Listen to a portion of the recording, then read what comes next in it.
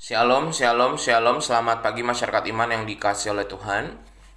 eh Kalau kita percaya di keseharian kita tuh polisi sama tentara itu adalah orang-orang yang bukan hanya bekerja untuk pemerintah, tetapi kita memberikan kepada mereka sebagai rakyat kuasa untuk memimpin kita, menegakkan hukum, dan menjaga kita dari serangan-serangan di luar negara. Jadi tentara dan polisi adalah orang-orang yang kita berikan kuasa. Nah, karena kita berikan dia kuasa, otomatis kita kudu nurut. Walaupun polisi dan tentara juga tidak lepas dari kelemahan dan kesalahan. Tapi kita yang memberikan. Nah, sama seperti polisi dan tentara diberikan kuasa, kita anak-anak Tuhan juga diberikan kuasa. Oleh siapa? Oleh Tuhan. Untuk berkarya sebagai anak-anak Tuhan yang membawa damai dan kebaikan. Mari bersama-sama kita awali hari ini dengan menyadari kuasa dan anugerah Tuhan. Dan kita akan memujikan Kidung Jemaat 341, Kidung Jemaat 341, bait pertama dan yang kedua, kuasamu dan namamu lah. Kidung Jemaat 341, bait pertama dan yang kedua.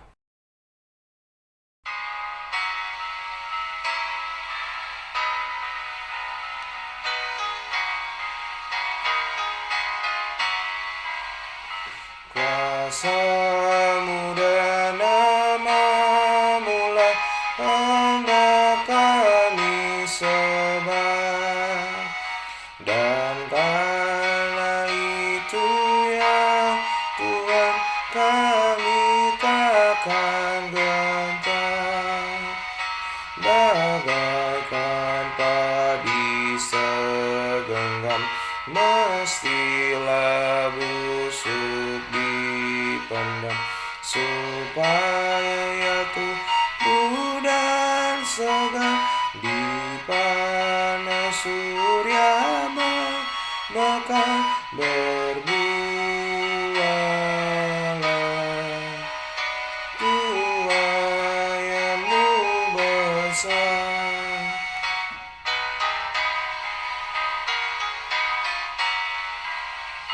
Teladan sudah kau beri demi deritamu, dan melalui salibmu kau terima kuasamu. Bagian kami tak lebih seperti segenggam benih melintas gugur dan gelap, agar kelak akan menetap bersamamu di Firdaus gemerlap. Mari kita berdoa. Ya Tuhan, teladan yang Tuhan selalu berikan kepada kami adalah salib. Dan salib itu adalah simbol, bukan hanya simbol agama saja, tapi pengorbanan dan keindahan dalam kerendahan hati.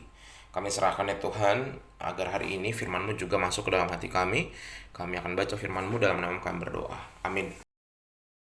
Bersama-sama kita buka 1 Tawarikh 22 ayat 2 sampai 13. 1 Tawarikh 22 ayat 2 sampai 13. 1 Tawarikh 22 ayat 2 sampai 13. Dengarkanlah sabda Tuhan. Daud menyuruh mengumpulkan orang-orang asing yang ada di negeri orang Israel, lalu ditempatkannya tukang-tukang untuk memahat batu-batu pahat yang akan dipakai untuk mendirikan rumah Allah. Selanjutnya Daud menyediakan sangat banyak besi untuk paku-paku bagi daun pintu gerbang dan bagi tupai-tupai, juga sangat banyak tembaga yang tidak tertimbang beratnya, dan kayu aras yang tidak terbilang banyaknya, sebab orang Sidon dan orang Tirus membawa sangat banyak kayu aras bagi Daud. Sebab pikir Daud, Salomo anakku masih muda dan kurang berpengalaman, dan rumah yang harus didirikannya bagi Tuhan haruslah luar biasa besarnya, sehingga menjadi kenamaan dan termasyur di segala negeri. Sebab itu baiklah aku mengadakan persediaan baginya. Lalu Daud membuat sangat banyak persediaan sebelum ia mati. Kemudian dipanggilnya Salomo anaknya dan diberinya perintah kepadanya untuk mendirikan rumah bagi Tuhan Allah Israel. Kata Daud kepada Salomo, anakku, aku sendiri bermaksud hendak memberikan rumah bagi nama Tuhan Allahku. Tetapi firman Tuhan datang kepada Daudku demikian, telah banyak kau tumpahkan sangat banyak darah, dan telah kau lakukan peperangan yang besar, engkau tidak akan mendirikan rumah bagi namaku, sebab sudah banyak darah kau tumpahkan ke tanah di hadapanku. Sesungguhnya, seorang anak laki-laki akan lahir bagimu, ia akan menjadi seorang yang dikaruniai keamanan. Aku akan mengaruniakan keamanan kepadanya dari segala musuh di sekelilingnya. Di sekeliling, ia akan bernama Salomo, sejahtera dan sentosa akan kuberikan kepada Israel pada zamannya. Dialah yang akan mendirikan rumah bagi namaku, dan dialah yang akan menjadi anakku, dan aku akan menjadi bapaknya. Aku akan mengokohkan tahta kerajaannya atas Israel sampai selama-lamanya. Maka sekarang, hai anakku, Tuhan kiranya menyertai engkau sehingga engkau berhasil mendirikan rumah Tuhan Allahmu seperti yang difirmankannya mengenai engkau. Hanya Tuhan kiranya memberikan kepadamu akal budi dan pengertian dan membuat engkau menjadi pemegang perintah atas Israel supaya engkau memelihara Taurat Tuhan Allahmu. Maka engkau akan berhasil jika engkau melakukan dengan setia ketetapan-ketetapan dan hukum-hukum yang diberitakan Tuhan kepada Musa untuk orang Israel. Kuatkan dan teguhkanlah hatimu, janganlah takut dan janganlah tawar hati. Bapak Ibu, saya paling sedih itu kalau di gereja ada orang-orang yang rebutan warisan. Beberapa kali pelayanan itu saya mulai dari sebelum saya jadi pendeta, Surabaya, Semarang, Pekalongan, Purwokerto, Jakarta, Bandung, pasti selalu ada pengalaman dalam berjemaat itu, yang jemaat yang curhat pastoral tentang kehidupan keluarganya yang sedang rebutan warisan. Orang tua tuh, saya rasa ya orang tua tuh nggak pernah meninggalkan warisan untuk diperebutkan, kayaknya nggak ada deh.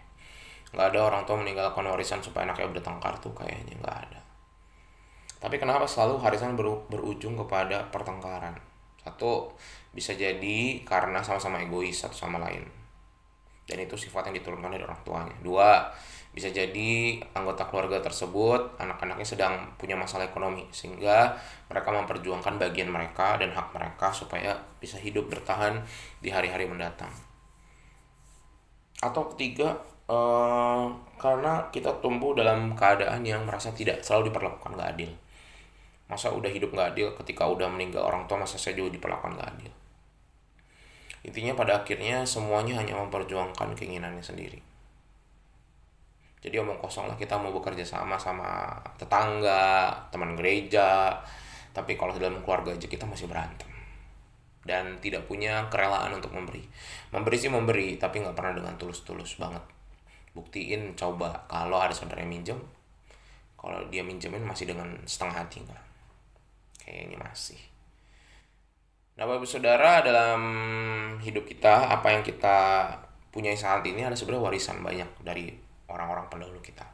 Termasuk Salomo, Bapak Ibu, kita tahu dia adalah seseorang yang mendirikan bait Allah, menjadi seorang raja yang dengan prestasinya segudang. Mulai dari dia udah lumayan agak mengurangi perang-perang dibanding Saul sama Daud. Dia lebih banyak relasi diplomatis. Itu kenapa dia dibilang bijak, karena dia juga mendalami pengetahuan, filsafat, ilmu agama, kemudian dia juga bangun diplomasi yang baik sehingga relasi negara-negara atau kerajaan-kerajaan pada masa itu sangat baik. Nah, tapi Salomo bisa seperti itu karena sudah ada yang mempersiapkan Daud. Ya, Daud dibesarkan dari keadaan raja sebelumnya yang ingin membunuhnya di tanpa persiapan. Dia gembala, Daud raja sebelumnya nggak ngajarin apa-apa. Tapi itu yang membuat dia struggle berjuang. Dia menjadi seorang pejuang dan akhirnya dia juga nggak lepas dari dosa, jatuh juga, tapi dia bisa kembali lagi. Dia berusaha untuk hidup dalam pertobatan. Nah, hebatnya orang ini adalah membuat kehebatan yang akhirnya diwariskan, yaitu kerendahan hati dan keinginan belajarnya Daud itu diturunkan kepada Salomo. Walaupun Salomo juga nggak sempurna banget, tapi perjalanan kerajaan Salomo itu betul-betul harusnya berterima kasih kepada Daud yang mendidik Salomo, menyiapkan bahkan tadi barang-barang untuk pembangunan bait Allah, kayu-kayunya udah disiapin.